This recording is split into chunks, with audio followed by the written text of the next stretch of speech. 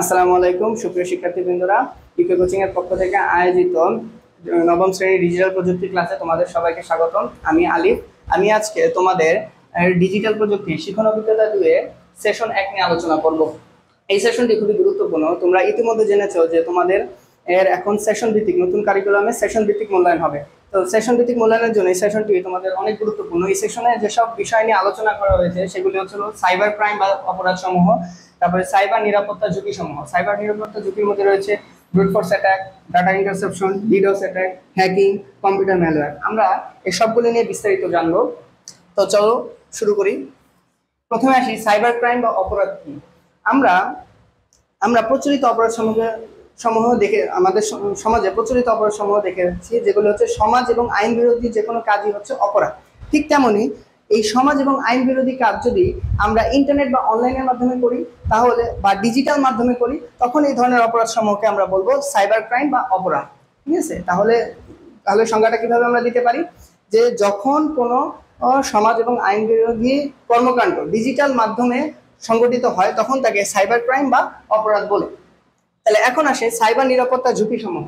Cyber নিরাপত্তা ঝুঁকি সমূহের মধ্যে রয়েছে brute force attack. Brute force অ্যাটাকটা হলো যেমন একটা তালার চাবি যখন মানে আমাদের কাছ থেকে লস্ট হয়ে যায় বা হারিয়ে যায়, তখন আমরা কি করি, আমাদের সংগ্রহে থাকা একাধিক চাবি দিয়ে ওই তালাটিকে খোলার চেষ্টা করি। কোনো না কোনো চাবি দিয়ে ওই তালাটি দেখা যায় অবশেষে খুলে যায়। ঠিক তেমনি আমাদের প্রচলিত যে সোশ্যাল মিডিয়া সাইট বা বিভিন্ন ধরনের অ্যাকাউন্ট থাকে অনলাইনে, সেখানে একজন হ্যাকার বা যে কোনো ব্যক্তি আমাদের সম্পর্কে যে কোনো তথ্য জেনে বা আমাদের সম্পর্কিত কোনো ডিটেলস দিয়ে আমার পাসওয়ার্ড কি হবে সেটা অনুমান করে বারবার লগ ইন করার বা সাইন ইন করার চেষ্টা করে থাকে। তো এই ধরনের অ্যাটাককে ব্রুট ফোর্স অ্যাটাক বলে। ঠিক আছে, এভাবে করতে করতে এক সময় দেখা যায় কি সে সঠিক কাঙ্ক্ষিত পাসওয়ার্ডটি পেয়ে যায় এবং তাকে সে লগ ইন করতেও সফল হয়ে যায়। ঠিক আছে, এই ধরনের অ্যাটাককে আমরা ব্রুট ফোর্স অ্যাটাক বলে থাকি।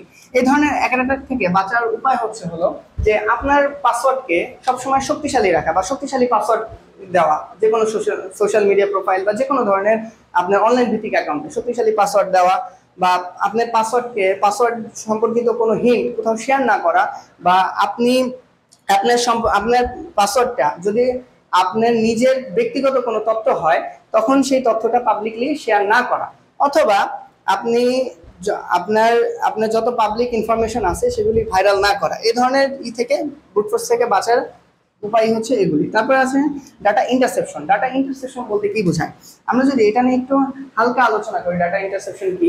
ডাটা ইন্টারসেপশন হচ্ছে গ্রামে যখন এক ক্ষেত থেকে আরেক ক্ষেতে সেচ দেওয়া হয়, তখন দেখা যায় কি কৃষক একটা নালা তৈরি করে দেয় ক্ষেতের ভিতর, তখন এক ক্ষেতের পানি আরেক ক্ষেতে যায়। কিন্তু এই সিস্টেমে যদি আপনি কোনোভাবে ওই নালা থেকে আরেকটা নালা বের করে নিজের ক্ষেতে আনতে পারেন, তখন দেখা যায় কি যে ওই এক ক্ষেত থেকে আরেক ক্ষেতে পানি যাওয়ার সময় কিছু পরিমাণ পানি আপনার ক্ষেতেও চলে আসবে। ঠিক তেমনই ডাটা ইন্টারসেপশনও কিছুটা এরকম।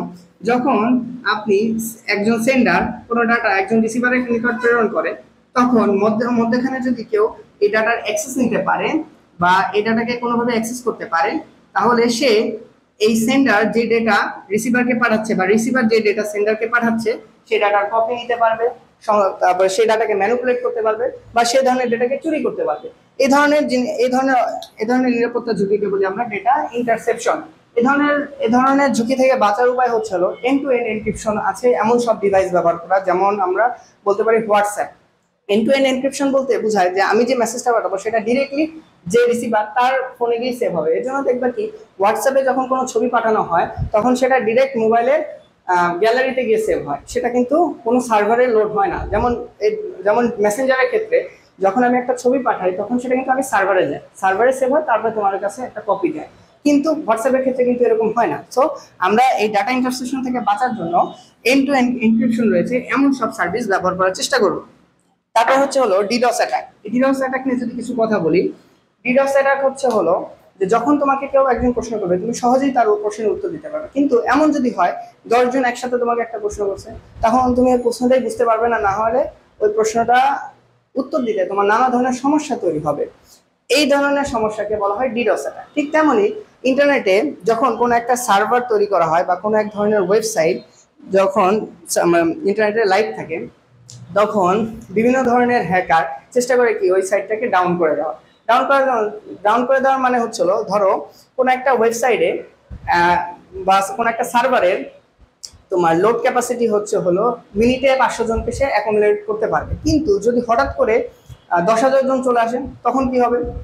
তখন ওই সার্ভারের পক্ষে সক্ষমতার বাইরে চলে যাবে জিনিসটা, তখন সার্ভার কি হবে? ডাউন হয়ে যাবে। ঠিক তেমনি আমাদের পরিচিত জগতে আমাদের ইন্টারনেটে যখন একটা সার্ভারে বা যে কোনো একটা বিশেষ সার্ভিসের জন্য একাধিক মানুষ রিকোয়েস্ট করে থাকে, তখন যখন তার সাধ্য ক্ষমতার বাইরে চলে যায় জিনিসটাকে, তখন বলে এটাকে ডিডোস অ্যাটাক। সচরাচর কোনো সার্ভার বা কোনো একটা সিস্টেমকে ডাউন করার জন্য এই ধরনের অ্যাটাক করা হয়ে থাকে। এই ধরনের অ্যাটাক থেকে বাঁচার জন্য তোমরা প্রায় দেখে থাকবে বিভিন্ন ধরনের ওয়েবসাইটে অ্যাকাউন্ট করার সময় ক্যাপচা তৈরি হয়ে থাকে, কারণ এই ধরনের অ্যাটাক আসলে মানুষ দ্বারা করা সম্ভব হয় না। এগুলিকে সচরাচর সফটওয়্যার বা তোমার বিভিন্ন ধরনের রোবট এর মাধ্যমে এই ধরনের অ্যাটাকগুলি করানো হয়ে থাকে। মিনিটে 1,000, 10,000, 20,000 এরকম অ্যাটাকগুলি। তো মানে মিনিটে 1,000, 10,000, 5,000, 10,000 অ্যাকাউন্টস করা একসাথে। তো এগুলি সচরাচর মানুষ করতে পারে না, এগুলি রোবট দিয়ে করানো হয় বা এআই দিয়ে বা সফটওয়্যার দিয়ে করানো হয়। তো তখন যখন তোমরা এই ধরনের বিভিন্ন সাইটে দেখবা, গুগল বা ফেসবুকে, যখন তোমরা লগ ইন করো বা সাইন আপ করো, তখন এক ধরনের ক্যাপচা তৈরি আসে। সেই ক্যাপচাটা তুমি ছাড়া অন্য কেউ সলভ করতে পারবে না, বা মানুষ ছাড়া ওটা রোবট সলভ করতে পারবে না। এভাবে করে সচরাচর ডিডোস অ্যাটাককে প্রতিরোধ করা হয়ে থাকে। আমরা এগুলো নিয়ে বিস্তারিত জানবো। থার্ড যে ইম্পর্টেন্ট জিনিসটা হচ্ছে হ্যাকিং। হ্যাকিং সম্পর্কে আমরা সবাই জানি কম বেশি, যে না বলে কোনো সিস্টেমে ঢুকে তার ক্ষতি সাধন করাকে সচরাচর হ্যাকিং বলে থাকি আমরা। হ্যাকিং বিভিন্ন ভাবে করা সম্ভব, এটা নিয়ে আমরা পরে বিস্তারিত দেখবো। আরেকটা হচ্ছে ম্যালওয়্যার। ঠিক আছে, ম্যালওয়্যার জিনিসটা কি?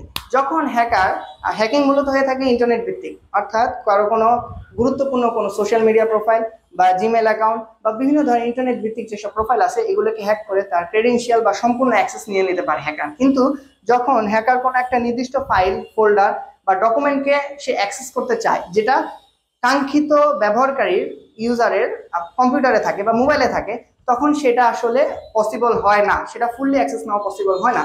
তখন হ্যাকার বিভিন্ন ধরনের ভাইরাস বা ম্যালওয়্যার টাইপের জিনিস দিয়ে বা বিভিন্ন ধরনের ক্ষতিকারক সফটওয়্যার, ম্যালওয়্যার হচ্ছে এক ধরনের ক্ষতিকারক সফটওয়্যার, এই সফটওয়্যার ব্যবহারকারীর কম্পিউটারে প্রবেশ করে দেয়। এই ধরনের একটা বিষয় হলো যে ইমেলের মাধ্যমে বিভিন্ন ধরনের লিঙ্ক আসে, মানুষজন ভুলবশত ওই লিঙ্কে ক্লিক করে ফেলে, তার ফলে একটা সফটওয়্যার তাদের কম্পিউটার ভিতরে ইনস্টল হয়ে যায়। এই সফটওয়্যারটা ব্যবহারকারী বিভিন্ন ধরনের ক্ষতি সাধন করে থাকে, যেমন ব্যবহারকারী গুরুত্বপূর্ণ ফাইলকে সে ডিলিট করে ফেললো, অথবা গুরুত্বপূর্ণ ফাইলকে সে লক করে ফেললো। লক বলতে মানে সাইবার ভাষায় আমরা এটাকে ইনক্রিপশন বলে থাকি। ইনক্রিপশন করে ফেললো, যার ফলে আমি নিজে ব্যবহারকারী হয়ে আমার নিজের ফাইলটাকে খুলতে পারতেছি না। খোলার জন্য আমার সিকিউরিটি কি বা ইনক্রিপশন কি চাচ্ছে, যেটা ওই হ্যাকারের কাছে আছে। তো হ্যাকার তখন বিভিন্নভাবে দাবি করতে পারে অর্থের বিনিময়ে বা বিভিন্ন ভাবে, যে আপনি অর্থের বিনিময়ে যে কিছু টাকা পরিশোধ করলে বা বিটকয়েনের মাধ্যমে যে যদি তাকে পেমেন্ট করা হয়, তাহলে সে ওই সিকিউরিটি কিটা দিবে, যার ফলে আমি আমার নিজস্ব ইউজার বা ফোল্ডারটাকে ওপেন করতে পারবো। ঠিক আছে, তো এই হলো বিষয়। এখন এই ম্যালওয়্যার থেকে বের হওয়ার একটা ম্যালওয়্যার থেকে বাঁচার একটা সহজ উপায় হচ্ছিল যে কোনো ধরনের অপরিচিত লিঙ্কে ক্লিক না করা, যে কোনো ধরনের ম্যালিশিয়াস সফটওয়্যারকে ডাউনলোড না করা, অভিজ্ঞতা নাই এমন কোনো সাইটে না প্রবেশ করা। তো এই ছিল বন্ধুরা, এই ছিল কয়েকটা বিষয় নিয়ে আলোচনা। তো আশা করি এগুলির প্রত্যেকটারই ফুল ভিডিও আসবে। টিল দেন, আল্লাহ হাফেজ।